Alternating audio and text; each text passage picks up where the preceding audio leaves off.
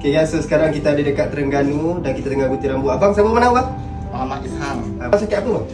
Okey, ni kuman dalam tulang belakang. Saraf.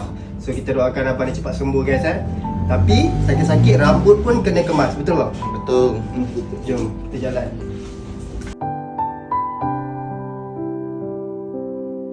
Okay guys, korang ada gunting rambut atas kerusi roda? Korang tak ada bang.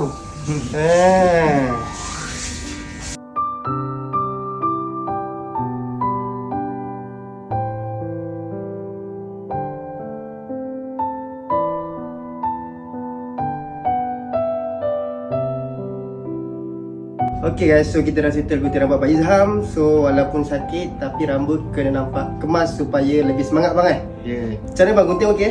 Okey. Handsome lah. Handsome lah. So abang dia dah handsome. Jadi untuk korang yang ada family sakit ke apa, boleh PM kat bawah, insyaAllah aku boleh datang tempat korang. Apa-apa pun terus buat okey.